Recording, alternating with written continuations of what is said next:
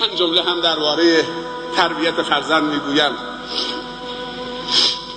امروز شکوه ها و شکایت ها و گله ها زیاد است. جوانای ما خوب نیستن، جوانای ما منحرف شدن، معتاد شدن، شرابخوار شدن، فیلم های مبتذل رد و بدل میکنن، ماهواره نگاه میکنن، فلان میکنن. ولی میدانید که اسلام چه میگوید؟ قرآن چه میگوید؟ الله و رسول الله چه میگوید؟ میگویم اگر پدر و مادری و جامعه‌ای فرزند صالح میخواهد باید 4 نفر صالح باشد. اگر ما میخوایم که دختر و پسرمون صالح باشن و مصلح باشن و عالم و دانشمند و مفید و پاک باشن و خدمتگزار جامعه باشن و آبروی جامعه اسلامی باشن، باید 4 نفر اول خوب بشن. این 4 نفر کیست؟ اولین کسی که باید خوب بشود پدر هست. اگر پدری پسر خوب میخواد باید خودش اول خوب باشد، چون پدر خوب نباشد پسر خوب نطلب.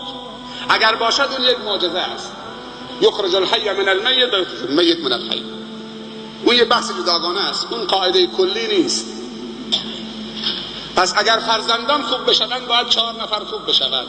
اول پدر. سوال: فرزندم چرا خوب نمیشوید؟ چرا آدم نمیشوید؟ چرا تابع نمیشوید؟ چرا با خدا نمیشوید؟ اول تو خودت بگرد،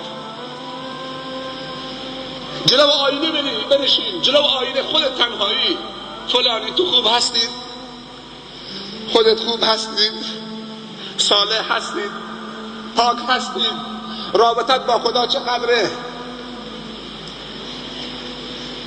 یک شاگردی از من سوال کرد، گفت جسارت نباشه جناب استاد، تو استاد منی.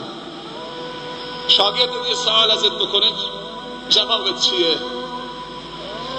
گفتم هر سوالی دارید بکن. گفت رابطه تو با خدا چقدر قویست؟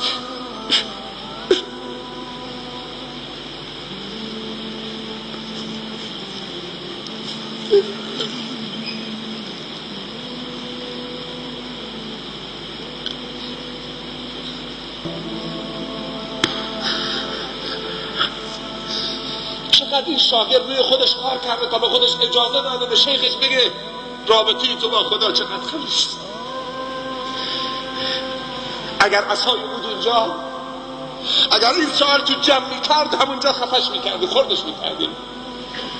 ولی این بزرگترین خدمت به استاد کرده. از روزی که از من سوال کرده فقط فکرم مشغول کرده.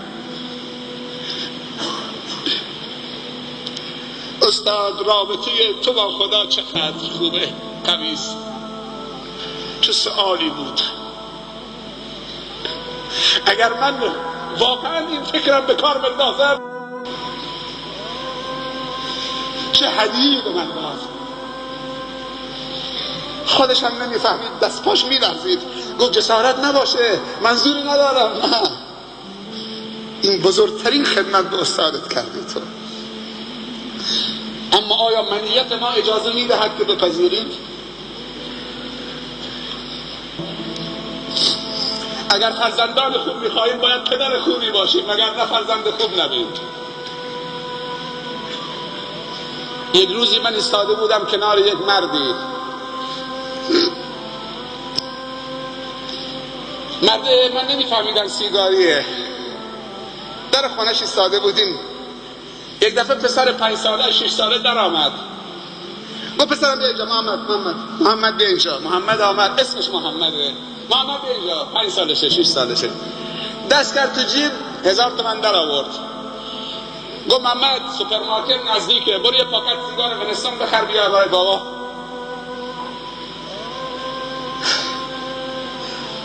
اسمش محمده.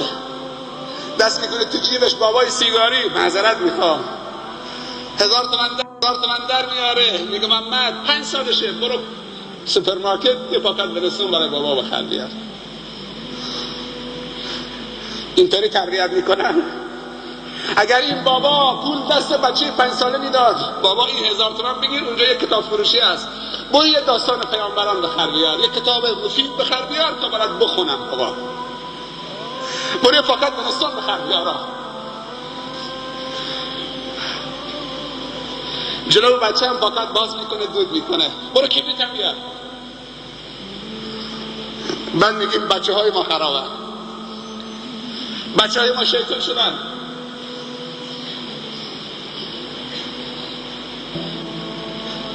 گاه وقتی که شهرداری اعلام میکنه، گاه وقتی شهرداری اعلام میکنه، تو زاهدان هم شهرداری هست، امروز روز پاکیزگی کوچه هاست، همه مردم بسیط بشن، یالا دانش آموزا همه پلاستیک دستشون آشغالای تو خیابان های زاهدان پاک بکنید.